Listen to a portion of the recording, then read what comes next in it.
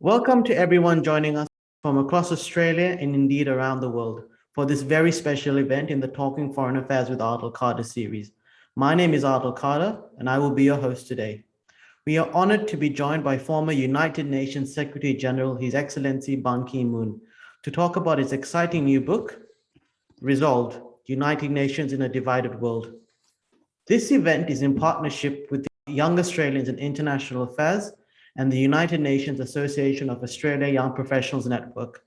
I'd also like to thank the University of Western Australia for letting me use the facility for filming this event. The book Resolved is a personal account of Mr. Ban's time as Secretary General. It also goes over his personal journey, from growing up in a war-torn village to his motivation to give back and serve in the UN, the very organization that helped rescue his family. What I find particularly interesting about this book is Mr. Ban's candid assessments on various global issues, giving a rare insight into the decision-making room and the realistic aspects of global affairs. If you haven't got this book already, it's available from major bookstores. This includes ebook and audiobook. A link will be provided in the video description. Mr. Ban Ki-moon was the 8th Secretary General of the UN, serving 2 consecutive terms from 2007 to 2016. He was previously Foreign Minister of the Republic of Korea and spent 37 years with the Foreign Ministry, including postings in New Delhi, Washington, D.C., and Vienna. As Secretary General, Mr. Ban strove to be a bridge builder, giving voice to the world's most vulnerable people while also making the UN more transparent and effective. He successfully supported efforts that led to the adoption of the Paris Agreement and worked closely to shape the 2030 Agenda for Sustainable Development. He placed a particular emphasis on gender equality, UN peace operations, human rights, and revitalizing the disarmament agenda. Mr. Ban has won numerous global awards for his service.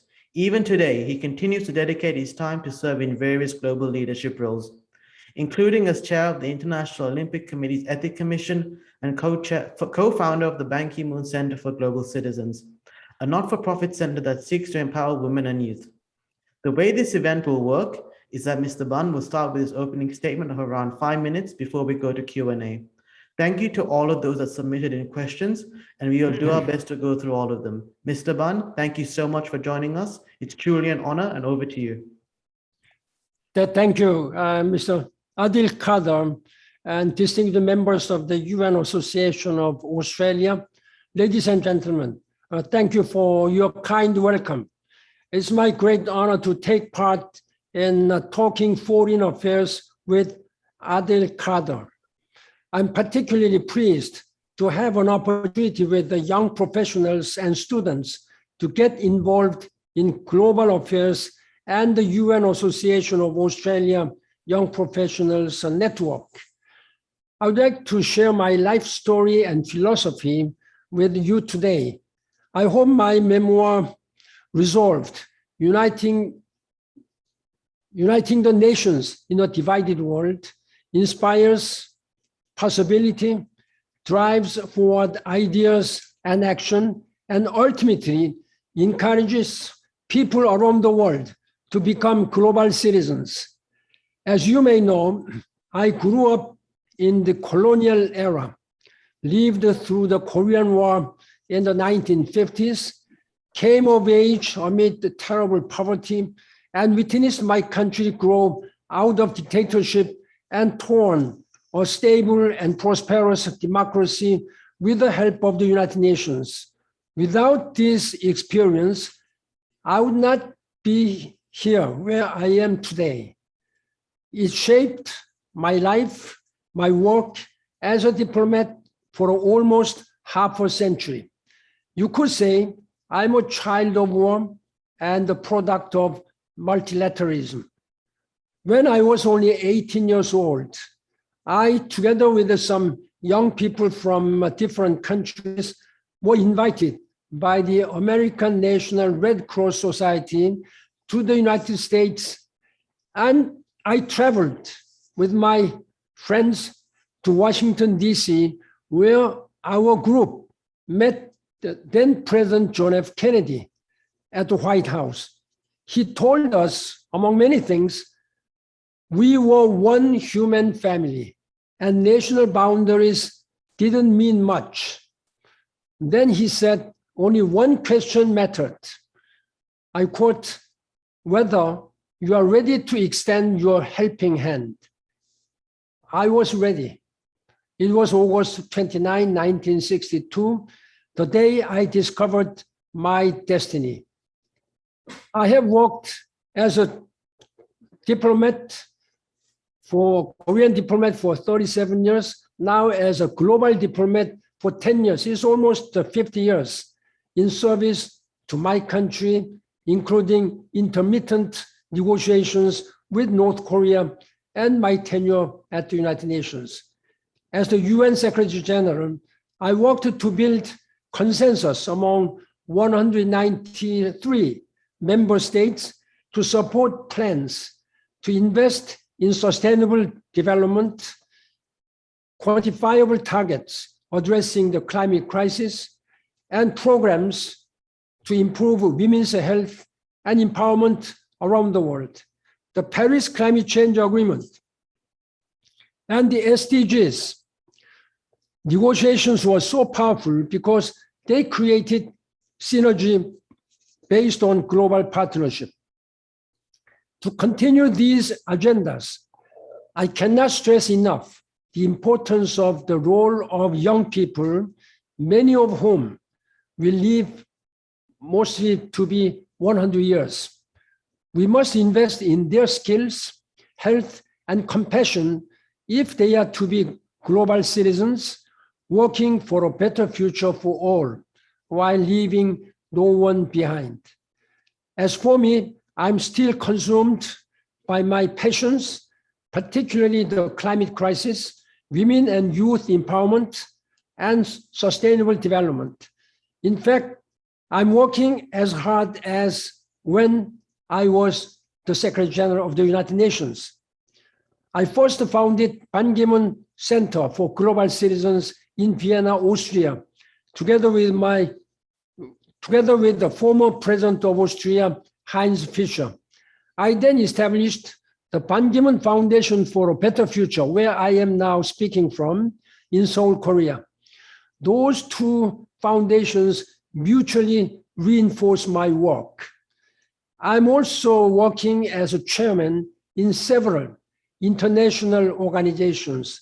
To list a few, I'm the chairman of the Global Center on Adaptation, located in the Netherlands, the Global Green Growth Institute, GGGI, in Seoul, Boao Forum for Asia in China, International Olympic Committee Ethics Commission, the Elders, a group of former global leaders, and Nobel Peace Laureate. This was founded by Nelson Mandela. And also, lastly but not least, the World Leadership Alliance, often called Madrid Club, and so on. You must be a force to tolerance and development. We need you if we are to make a better world and a healthier planet. Ladies and gentlemen, with these brief remarks, I look forward to exchanging views with you on the matters of our mutual concerns. Thank you very much. Mr. Ban, thank you so much for that opening statement. And you covered a lot of diverse themes that you hope to get into. One thing I want to start off is in the first chapter of your book, you go through your humble beginnings. You were born just a year before the UN and you grew up, had to flee your hometown because of the war. You were then rescued by UN peacekeepers. Just reflect what that process was like in that early time of your life. Well, as I said, I was just 6 year old when this Korean War broke out in 1950. Of course, as a young boy, I didn't know what the war was like. I only could feel from the faces of my parents, father and mother, panicked and busily packing, and I could easily see from their faces that something was going to be very wrong. There was no place to hide, in fact. My father decided to move to my grandparents of my mother's side. It was about 30 kilometers away, but it was a very remote rural side under the mountain, and there was no proper roads so that the cars could not move. That's why we were more or less safe, because no troops, either South Koreans, UN, or North Korean armies could come there. But I could see from the distant places, the airplanes were bombing and burning. This is what I was feeling. Everybody was hungry, and we were extremely poor and hungry. There was almost nothing to eat.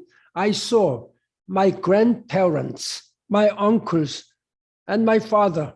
They were running here and there to get something to feed their young grandchildren. This is what I felt, but only source while walking and later that the source of some guarantee and sure safety was United Nations forces who were dispatched, including many Australian soldiers. That was only hope for us. This is what I can tell you briefly. Therefore, I am very much grateful to the people of the world, including the Australians. Thank you. And you speak about how you use that motivation in your book to give back to the organization that saved you. When exactly did you realize that you wanted to be a diplomat and then ultimately become the Secretary General? When I was high school boy, as I said, I was invited to the White House and I met John F. Kennedy and met many people. We traveled from San Francisco and Western Coast City, then Washington, D.C. Then I have seen what the United States looked like and how people were living there at the time. And my country at the time was very poor, very poor. And then I thought that, having heard from what President Kennedy said, what could I do for my country?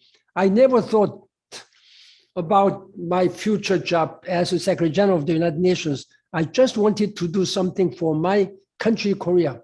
I thought that to be a diplomat would be the best way for me to help my people, my country, from poverty and also from this security threat.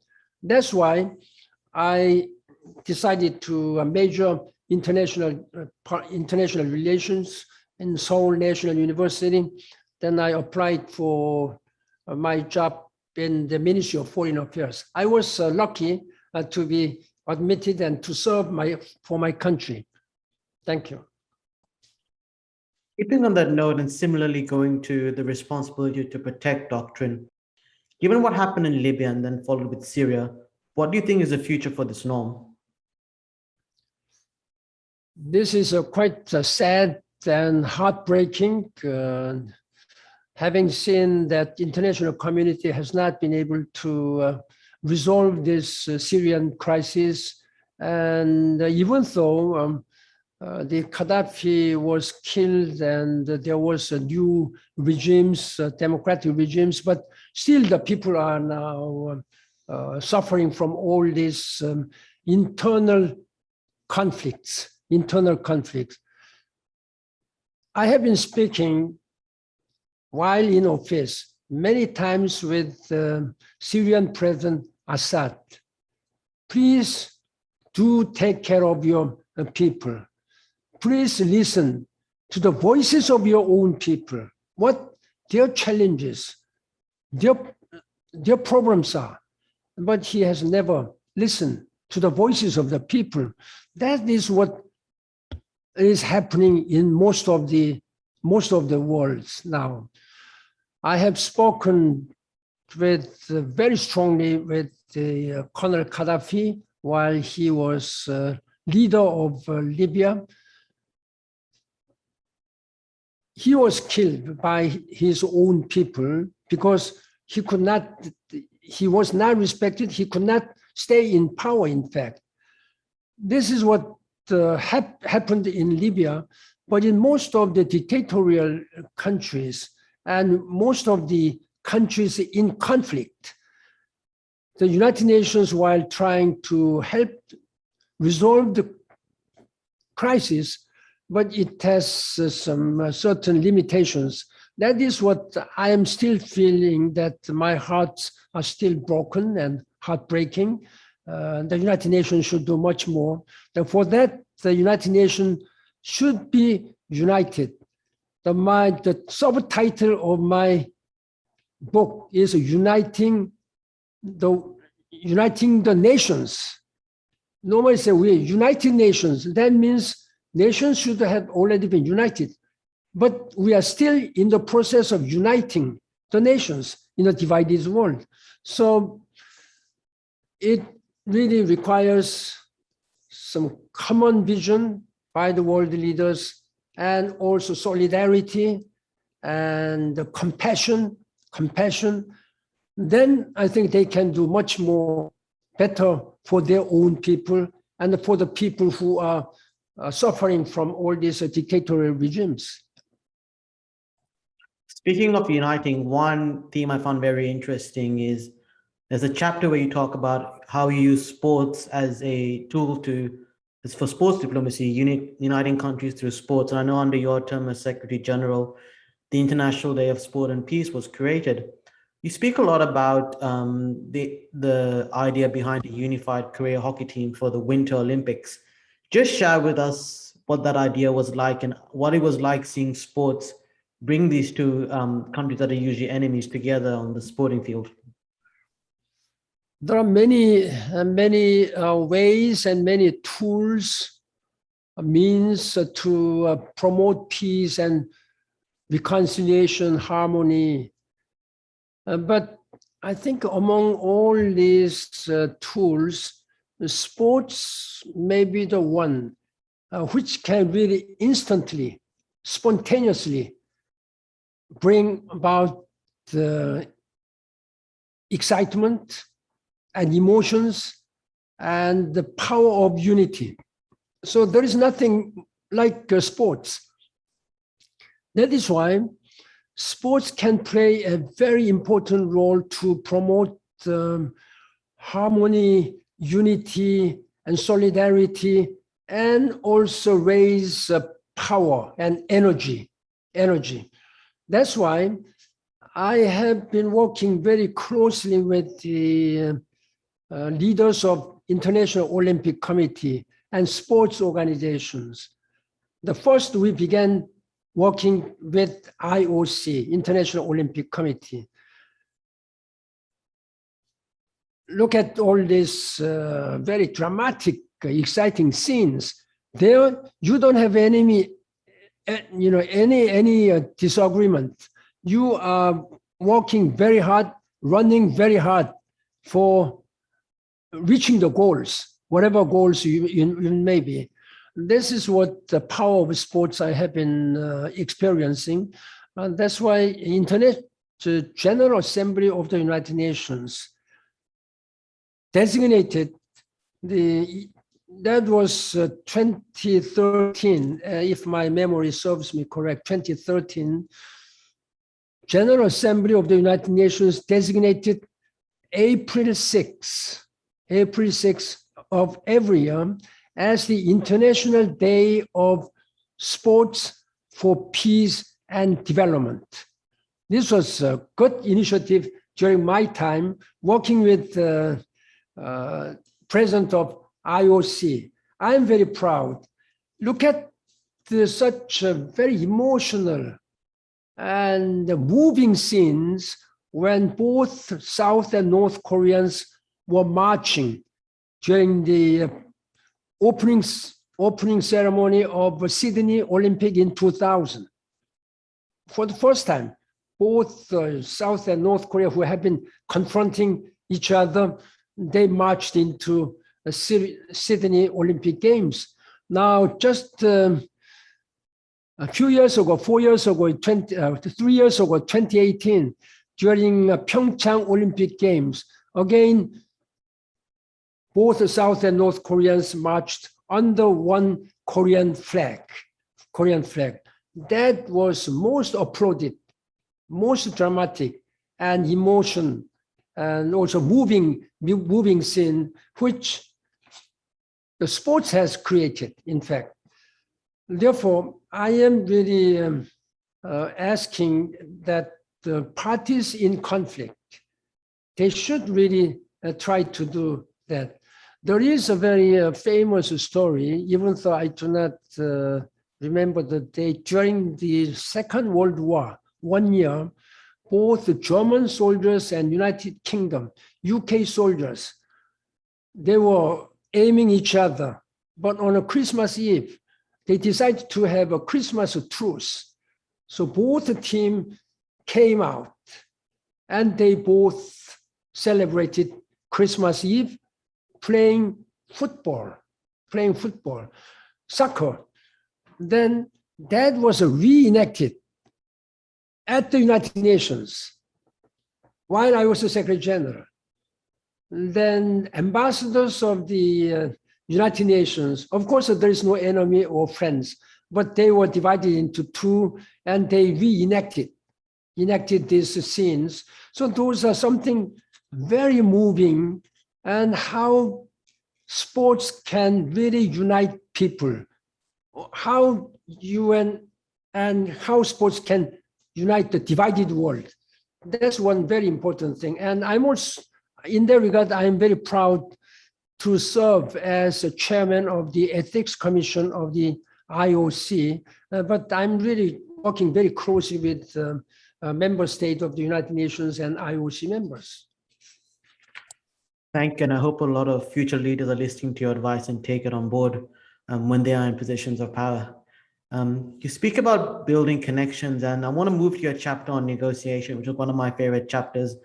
I like how you mentioned in an event where you were negotiating with North Korea, I believe it was, where they would intentionally give you certain types of food to put you off. And it was interesting hearing the sort of tactics behind the closed doors that happen in negotiations.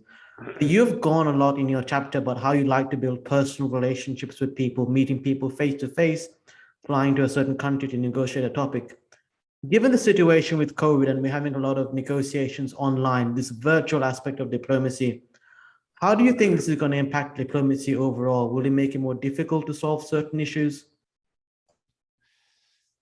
Of course, using this modern technology like Zoom, this is also really facilitate convenience in talking. But while we can continue this dialogue usually very friendly ways, but it's not like it's not as amicable, as friendly as we are sitting together and talking the same issues. When it comes to dead serious negotiations on security or other very delicate issues, it's always better for the negotiators to sit down together and open up their mind. What are the problems? What are their concerns of the other party? So that's the way negotiation should go.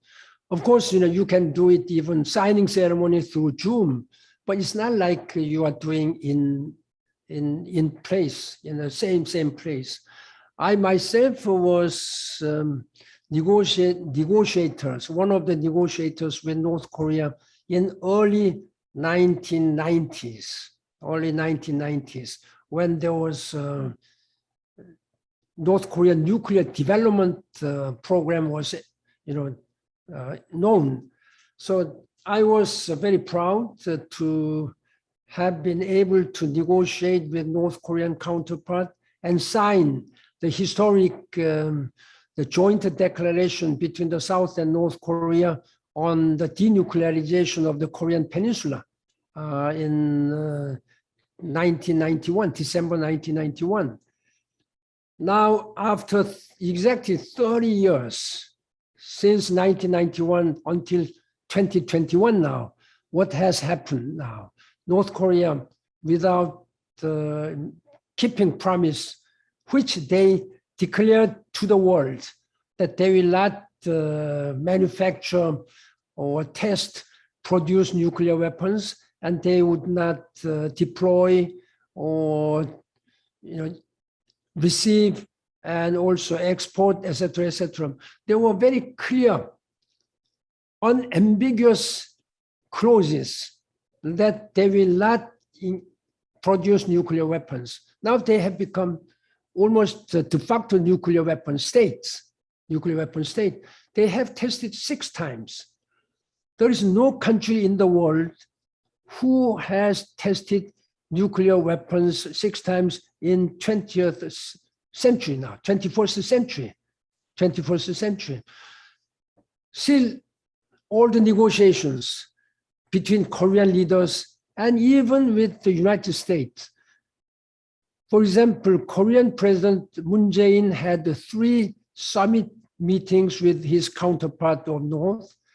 Former President Trump of the United States had 2.5 summit meetings, once in Singapore and Hanoi, formal meetings, and maybe informal, just a brief meeting in Panmunjom. He was the first US president to step on the soil of North Korea, who has crossed the borderline. And as you know, the very famous Nobel Peace Laureate former President Kim Dae-jung, and his successor, President Roh Moo-hyun of South Korea, they all went to North Korea, and they have signed, until now, many documents, many agreements.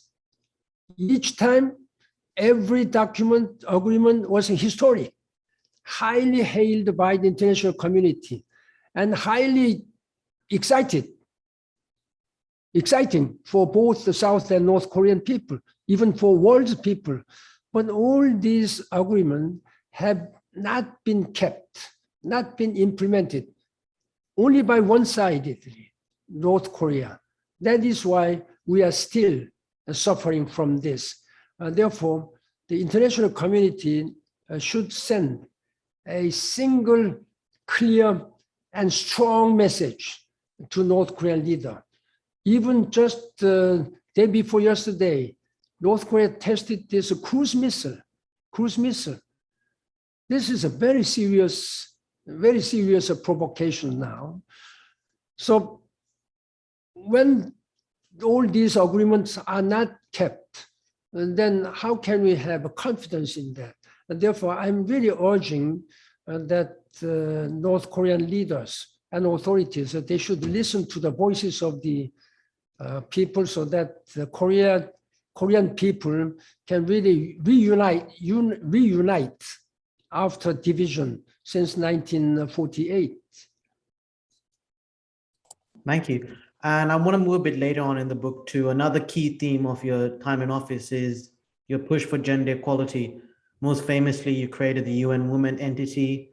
And in your book, you did state how you expected the next, your successor to be a female. I mean, a question I got asked a lot in the submissions form is, what do you think needs to be done more in terms of women's empowerment globally? And when can we expect the first ever female Secretary General of the UN? The main reason I became sort of very supporting for women power was that the more than half of global population are women. There are more women than men. But when it comes to empowerment of women, then the ratio is hugely different. I cannot say in terms of percentage-wise, but maybe less than 20% or something like this when it comes to real empowerment of women. Just you look at the number of political leaders. How many women political leaders are there in this world? And then business communities. How many women are sitting in the boardroom of major companies. So there is still a huge potential and area for improvement of women. That's the point which I had. I'll give you a very good example. United Nations was founded in 1945. 47 years later, 1992, then how many women senior advisors were appointed? When I say senior advisor, means under-secretary generals and assistant secretary general. Since you were in the mission, you know there's assistant secretary general and under-secretary general. Under-secretary general is the highest. After that, you go to secretary general. Secretary general is just one. Then there are many under-secretary general, depending upon the department. There were only three women in 47 years. In 47 years, all men. Then my predecessor, Kofi Annan, did some. He made a lot of contributions in increasing the women force. When I became Secretary General, I made it a very strong point, priority. The first thing was to establish UN Women. This is an independent, very powerful super agency, just focusing on empowerment of women. That was hailed, very historic. It was July 2010, 3.5 years after, I had to struggle and fought against all these objections. Now, I am happy to tell you that during my time for 10 years, I have appointed more than 150 Assistant Secretary General and Under-Secretary General level women leaders. Of course, they are not all. There are many able and very passionate, hardworking women staff are now coming up, rising up.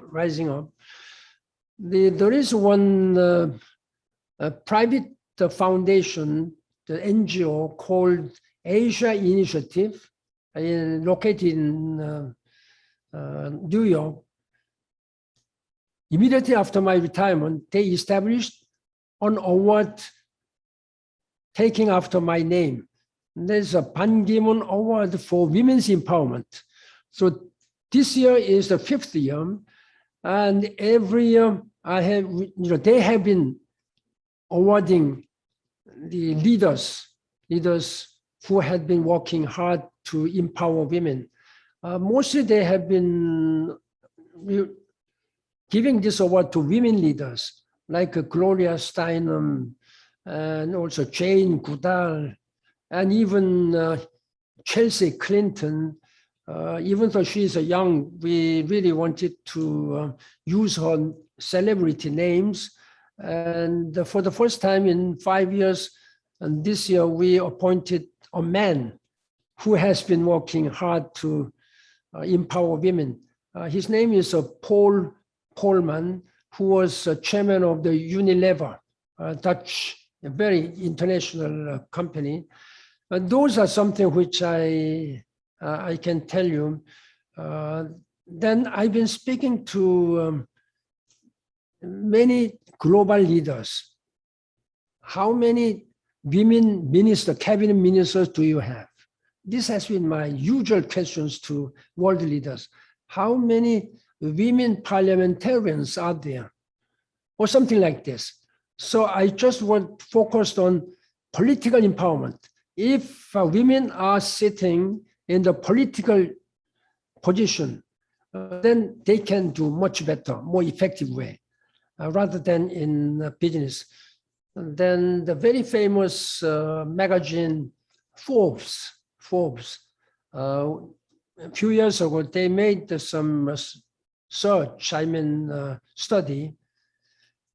their assessment was that the companies where more women are sitting on the boards or more, are doing better than other companies where less number of women were there. So these are something which I can tell you. At this time, in most of the Nordic countries, you will see quite a significant number of women cabinet ministers and even women prime ministers and leaders like Angela Merkel or Norwegian Prime Minister Erna Solberg, etc., etc. If you go to Rwanda, there are more than 60% are members of the parliament, women. And these are something is now changing. I have been speaking even to Arab leaders, kings and emirs. Now, how many cabinet ministers do you have in your country? So I've been pushing very hard. It was not a pressure, but I thought that those are very legitimate pressure. It was not, nobody complained to me that I was interfering in the internal affairs of member state. So they were always laughing, smiling. By smiling, they were saying that I'm sorry, but I'll try to improve. So that's what I did. Yeah. Thank you very much for that. We're going to move to the component of submitted in questions. First question we got is, how would you assess Australia's contribution as a UN member? That's a very important question. Australia is a very important member state. I think you are one of the very, very important member states.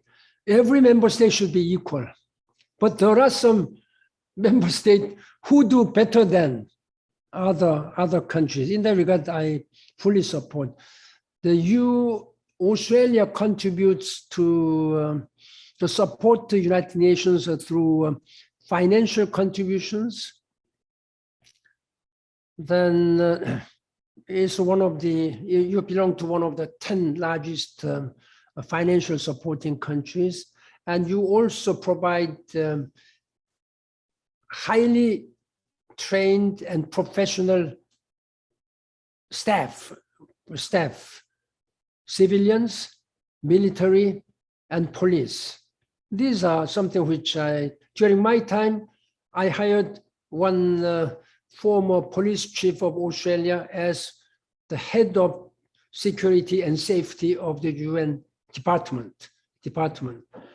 And you are one of the 51 founding members of the United Nations.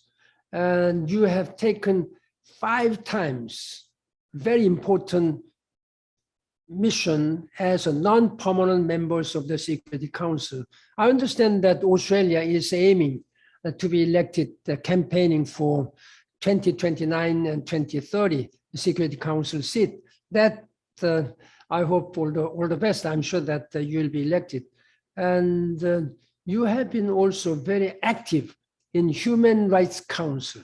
I know that Australians are very, very committed to enhancing human rights.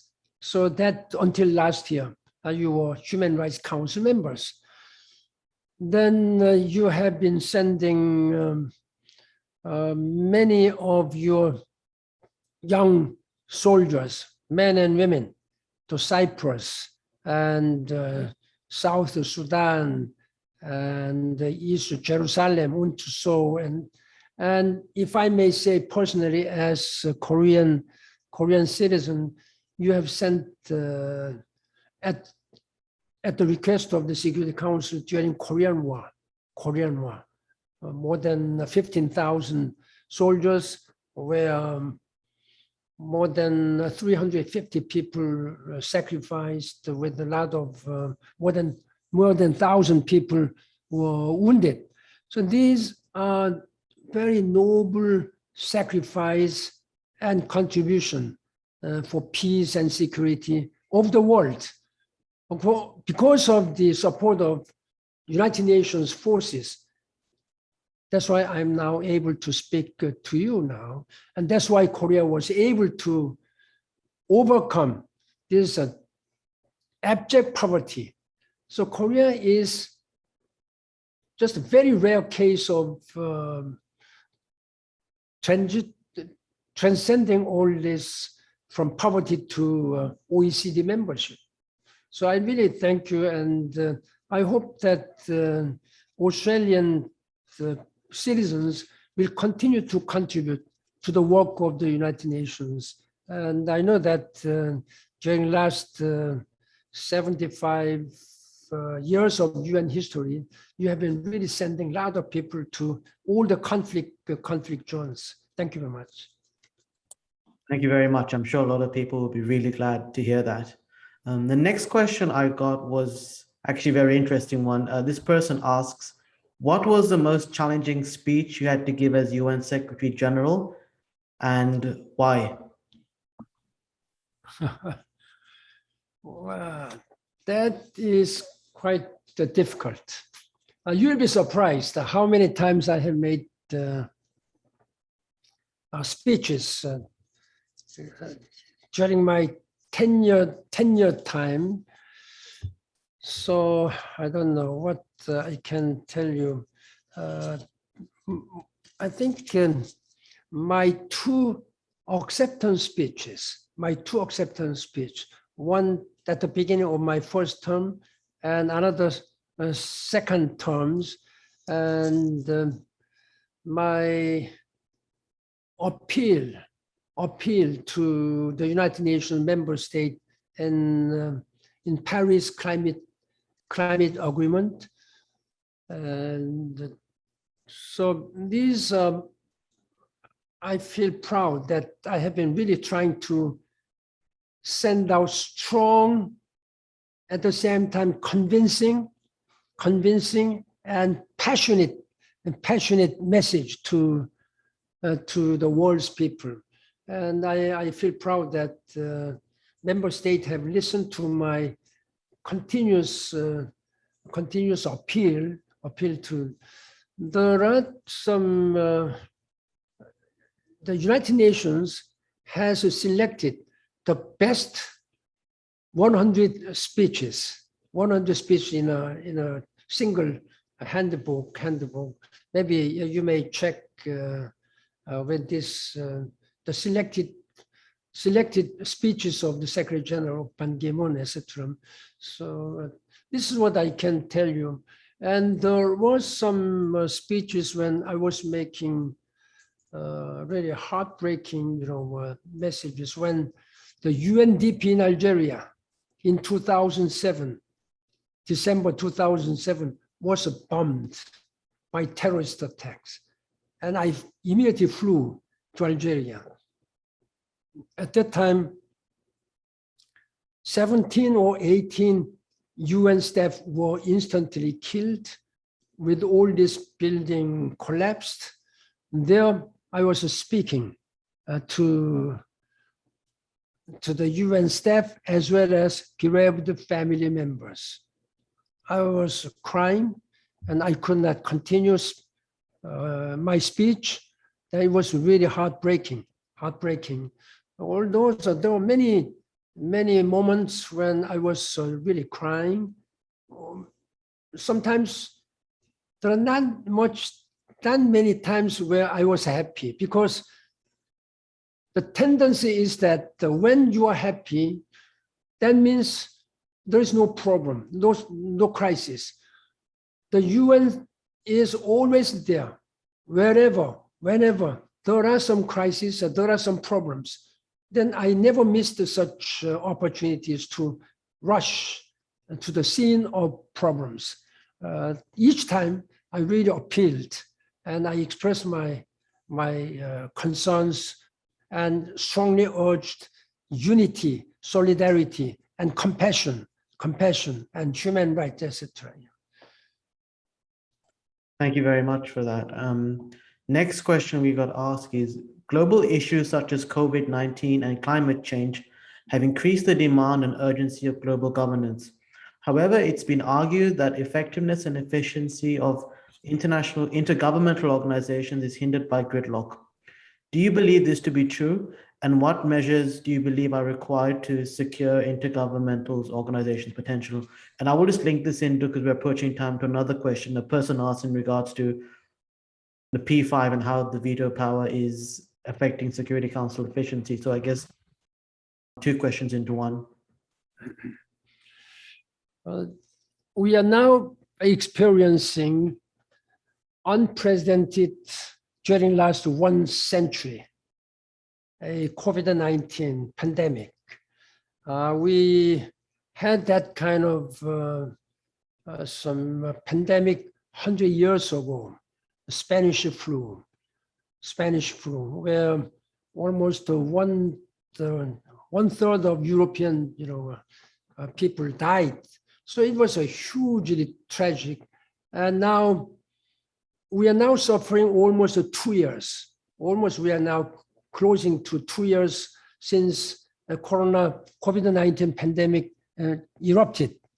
Therefore, this is very much, first of all, we were unprepared and we were neglecting our human duty to address environmental crisis. Therefore, this has given us a strong alarm, and it has upended all the issues of our political, economic, and societal field. That's a good lesson, but a hard lesson, very tragic lessons, which we are now suffering. Looking back, we should have taken much stronger and solid, a united global approach, rather than every man goes for himself, or something like this. The United States and European Union, they were doing on their own to protect only their people without knowing that these viruses do not respect borders. So these are transmissible. So the whole world is now suffering from this. So there's not a single country who is exempt from this COVID-19. So then means that is why this is a totally unprecedented during last 1 century. So this is a very hard lesson. At the same time, we should have done, the leaders of the world, United Nations, WHO, should have been shown much more united leadership. But mostly my observation is that this has given to only left to WHO. WHO, among 16 specialized organizations of the United Nations, is a very small one, with limited resources, limited power, and they are mostly research organizations, not action organizations. That's why early last year, March last year, as soon as I thought that this seems to be a global issue, I telephoned to Dr. Tedros of WHO, with whom I had been working very closely when I was Secretary General. Now look, Dr. Tedros, this seems to be a much more serious issue. Why don't you discuss with the Secretary General of the United Nations, Antonio Guterres, and you may not be able to handle this one alone. I warned him, but somehow this has been given almost totally to WHO. Then President Trump was accusing WHO and withdrew from this membership. This was a totally irresponsible, almost unforgivable action by a superpower leader. They should have given more money, more support, and more political leadership rather than withdrawing from WHO. then everybody was going for oneself. So disorganized, disarray, and multilateralism has been disarray. It's only done by the European countries, wealthy and strong, capable European countries and United States.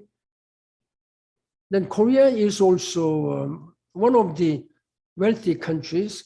So, but end result was that whole people of the whole world have been affected. I'm looking back to the case of Ebola, which occurred in 2014. The death rate, fatality rate of Ebola was 45% of mortality rate, while COVID-19 is less than 2%. At that time, I thought that rather than leaving it to WHO, we decided to bring this matter to the United Nations. So I was in charge. I immediately reported to Security Council, immediately reported to General Assembly. And it took just one day, within one day, the United Nations Security Council adopted the resolution and declaring that Ebola is a crisis, global crisis, threatening the international peace and security. That's all. And based on this, we established, for the first time in the history of the United Nations, a United Nations mission, not for military. These are military missions, not for military purpose, but for health purpose. That is the first and the last. We should have established this kind of an emergency mission, which can overhaul monitoring and coordinating the UN system and global system. That was one thing which I feel that we had lacked, even now, even today. That is one thing. At the time, UN established the UNMIR, United Nations Mission for Ebola Emergency Response. And the United States, France, United Kingdom, they sent the soldiers, not for political conflict, just to fight against the virus, that we totally blocked 3 countries in question: Liberia, Sierra Leone, Guinea. They were totally blocked. So they were not able to move freely across the borders. That's why we were able to eradicate Ebola. And I myself traveled to this danger region, and I had to quarantine for 21 days.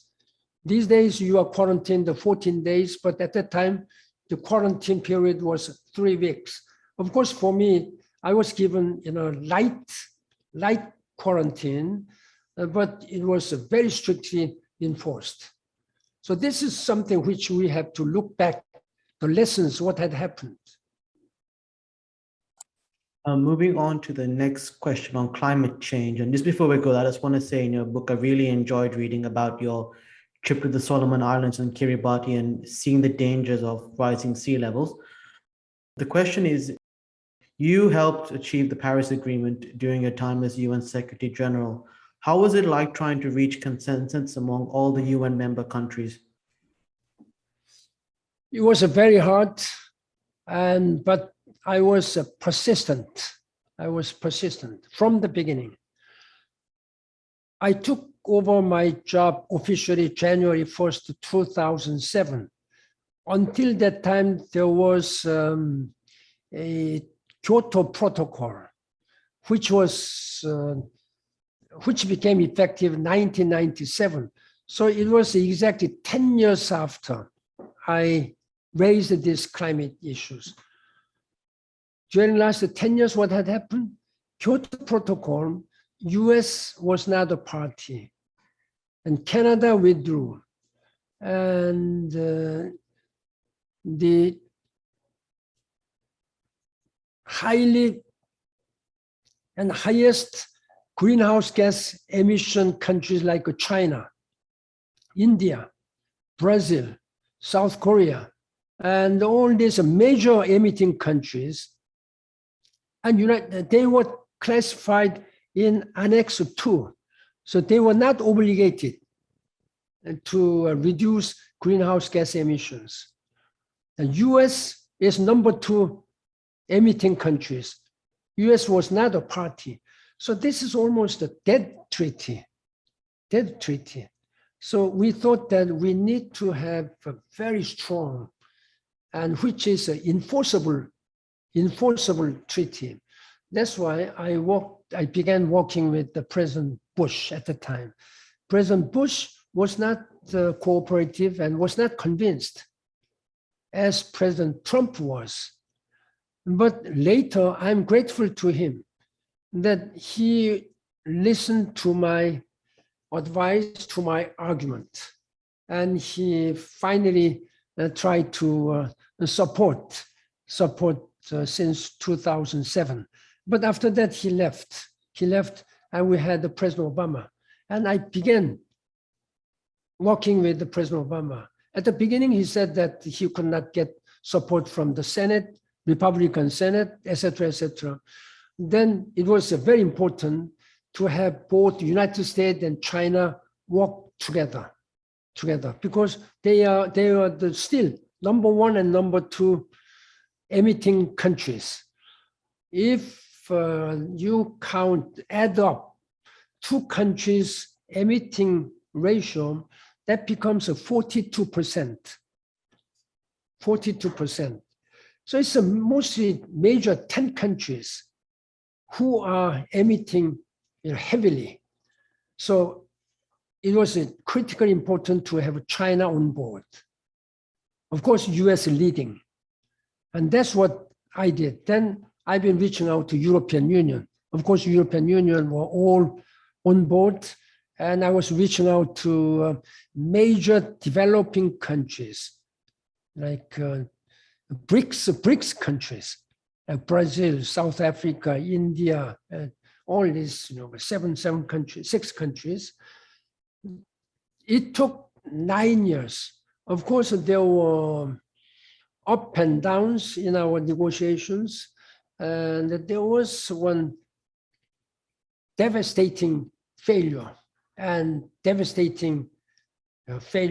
in our negotiation in 2009 in Copenhagen. Not to mention the agreement, there was no agreement.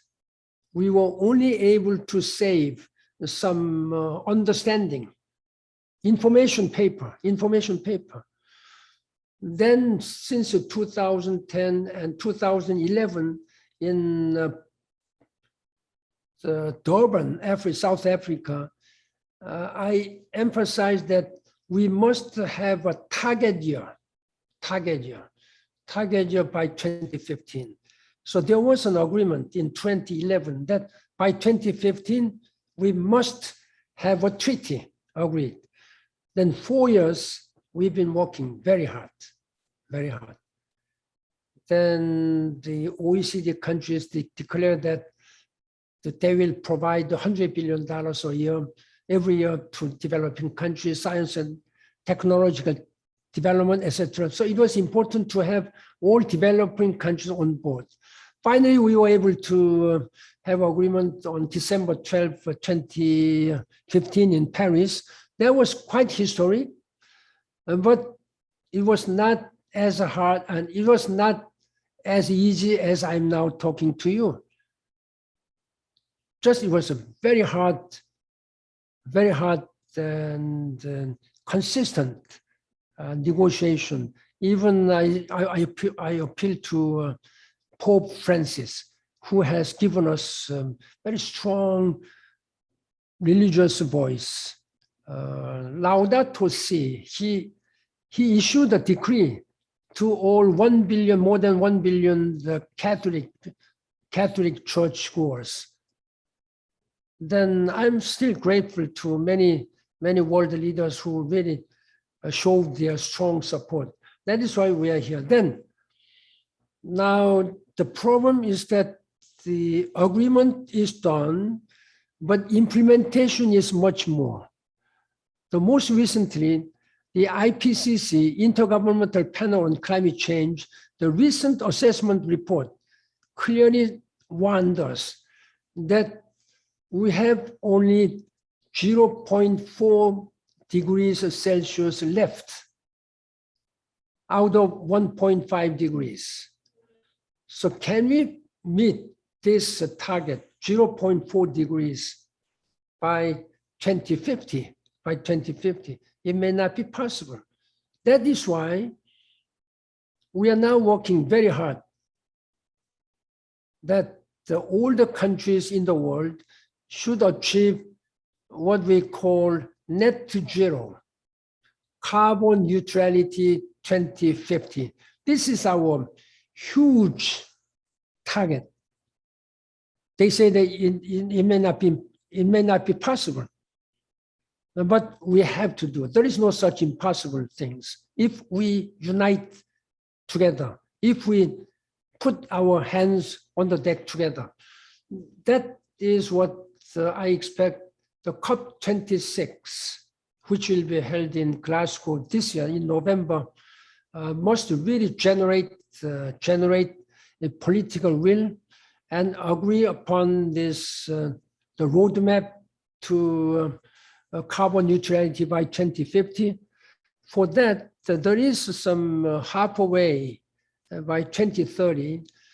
The older countries must increase their ambition level of nationally determined contribution, what is known as NDC, nationally determined contributions. US declared that they would do it 52% by 2030. European Union, 55% by 2030. And many countries are now declaring that most European Union, they are ready. South Korea, Japan, they declared by 2050. And China, they declared carbon neutrality by 2060. We know that they are 10 years behind this global target, but considering the enormity of all these, their challenges as the largest population, and they have more than 500 coal-fired power stations, et cetera, et cetera. So I think the international community understands and appreciate their commitment, carbon neutrality by 2060. So all the countries, developing and developed, we work together. And at the same time, I'm urging developed countries to make sure that $100 billion a year for developing countries must be delivered. Thank you. And we have one final question as we approach the end. It's, how will the UN keep its relevance in the decades ahead? There should be unity, and all the member states should be based their vision, global vision. And there should be a constant effort to reform the way the United Nations make decisions and act. Particularly, the Security Council should be reformed in a way how they can really deliver their charter mission, charter mandate. There is 5 permanent countries who cast veto powers. And these veto powers are often used for individual countries' political consideration. That is wrong. That is wrong. That's why there have been consistently strong argument the Security Council should be reformed, But without 5 countries in agreement, then this reform cannot be made because of their veto power.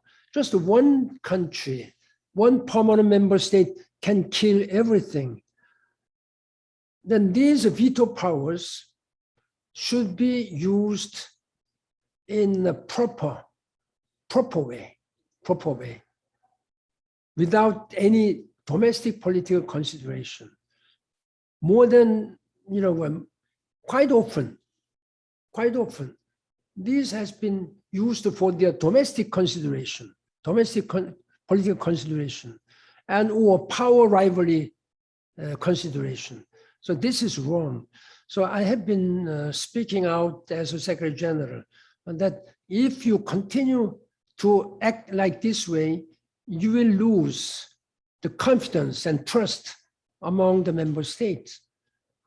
But that is the most important and serious hurdles at this time. And I sincerely hope that member states of the United Nations, both from big and powers, they should work on the basis of global citizenship and global vision. That is their moral and political responsibility.